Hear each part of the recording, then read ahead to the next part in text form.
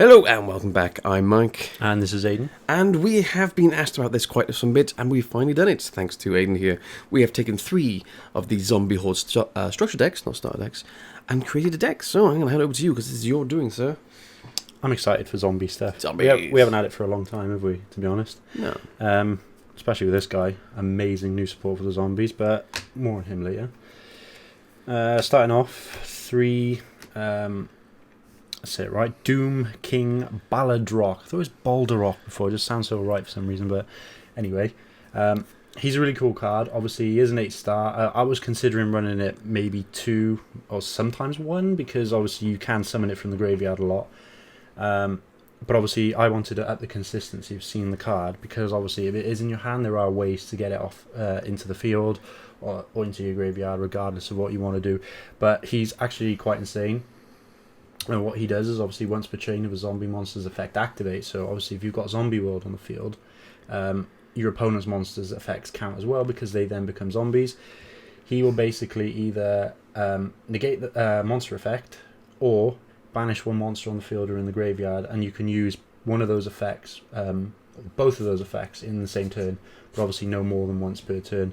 So he's a pretty broken card in all honesty. He reminds me like it's the kind of support that zombies needed that Dinos got when they got Conductor Tyranno. He's the one card that breaks the deck in one way, but in a good way. Which they want.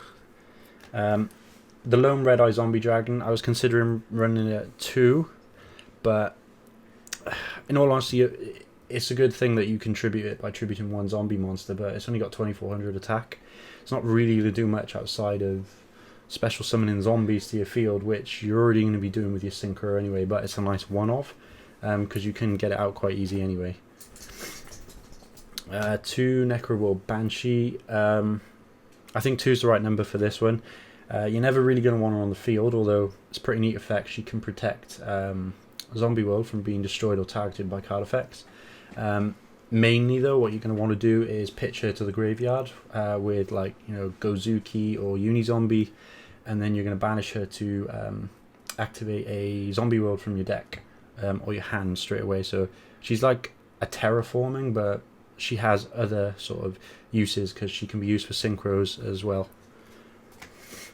3 Mizukis, you have to run 3 of this one.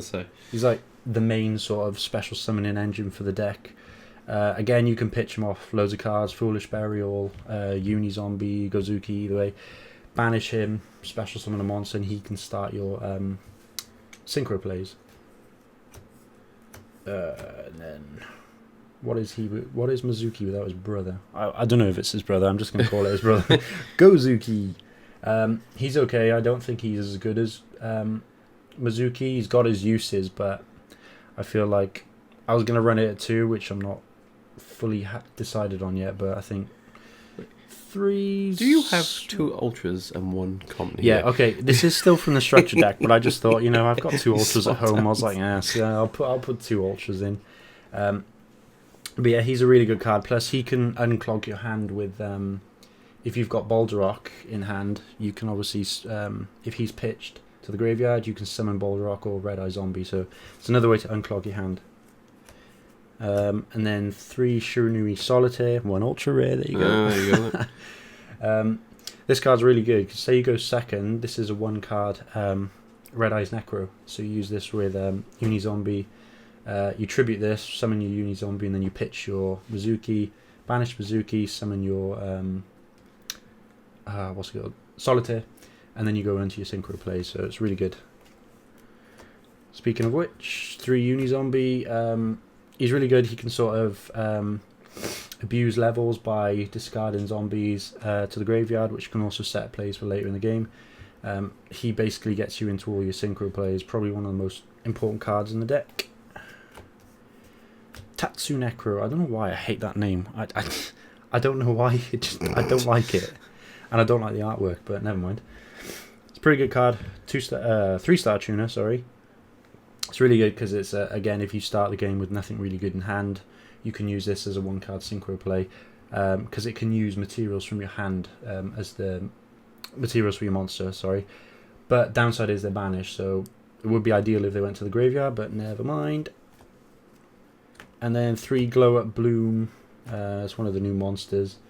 It's a really good card, this. Has a sort of effect like Glow Up Bulb, but obviously a little bit different. Whereas if it's sent to the graveyard, you can banish it. And then add a zombie of level 5 or higher to your hand. So you can search, obviously, your necessary monsters. But the main one you want is if Zombie Horde is on the field, you can special summon that monster instead of adding it to your hand. So you can get your big monsters out pretty quick. And then rounding off the monsters, just the one Zombie Master. It's okay, I'm like not sure if I'll keep it, but I mean, it's a free way to unclog your hand with all your boss monsters, send Mizuki to the graveyard, summon monsters back, plus you can, if you've got Zombie World, you can take your opponent's monsters too. Next one, 3 Zombie World. So you decide to stick with 3 then? All this you have to run at 3. There is literally no debate in 3 on this one. Out. You want to see it as quick as possible, and if they destroy it, you want access to more of them.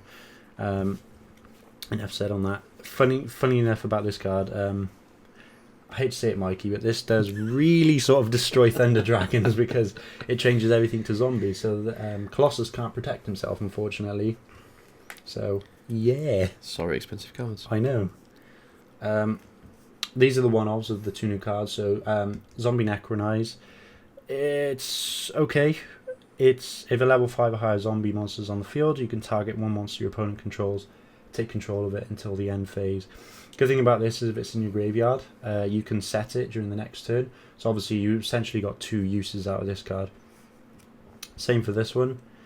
You can target a zombie monster on the field. It either gains or loses 1,000 attack. So for whatever situation you might need it, you can gain 1,000 or lose 1,000. And obviously with Zombie World, it affects your opponent's monster as well. Same thing again, if it's in your graveyard in the main phase, you can set it to your field. I think that's the last one. Foolish Burial. You got to run one Foolish Burial. It can send pretty much any material you need, start your plays up, and then start synchroing.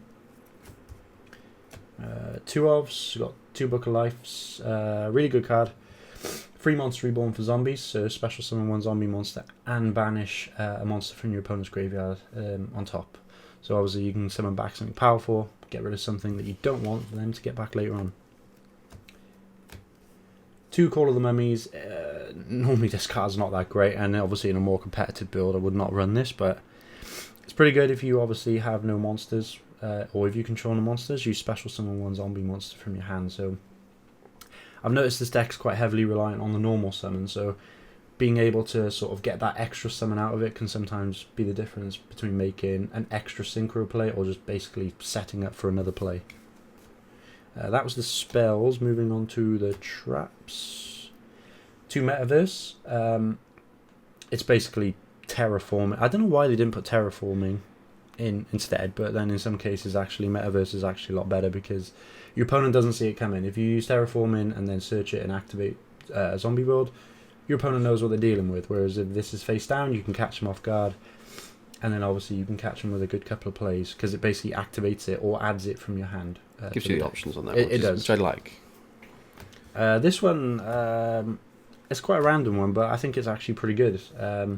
Normally you would not run this card in any deck, but Needlebugged Nest, send the top 5 cards of your deck to the graveyard. So in this, you want cards like Doom King Baladrock in the graveyard. You want pretty much half of your zombies. You always want them in the graveyard. So sending the top 5 cards is not really a downside. Plus, some of your spell cards, as I said, the new zombie spell cards, they can be set from the graveyard as well. So you don't really care if you pitch them off this as well.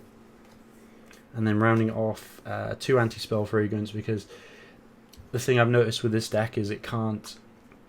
You want to set up a board, but it can sometimes take a while to sort of maintain a strong presence. Whereas if you pop an anti-spell fragrance quite early on in the game, it can be hard for your opponent to play around because you're basically stunning them for 1 turn as well. And then bring it back to this guy, pretty much only the 3. It's actually a really good card. It said obviously it gains 100 attack for each zombie monster on the field and in the graveyard. So with Zombie World, your opponent's monsters included. So obviously this guy can get pretty beefy quite quick, and obviously if he destroys the monsters by battle, he can summon that zombie monster to your side of the field too. So obviously it can help with OTK plays, taking those big monsters off your opponent. But yeah, that was the deck. It was pretty interesting for a structure deck. There's some nice reprints in there as well. Yeah. Which I was quite happy about. But we will be doing, well, I say we, Aiden will be doing a full-on deck with other things outside of the actual structure decks. You're thinking of what you said, Shiranui? Shiranui engine, I think it can, it will aid a lot of the cards that you've already got in there. Because I was thinking Vendread, but Ritual's not too great. Maybe until we get Savage Strike, I think it is. Maybe. See how we go from there. Cool, well there you go. You asked for it, you got it. That is our structure deck profile, I guess, essentially. Zombies with the Red Eyes, was it Red Eyes Zombie Necro Dragon, which I just love that artwork. I can't say anything today. Artwork, yeah. Thank you.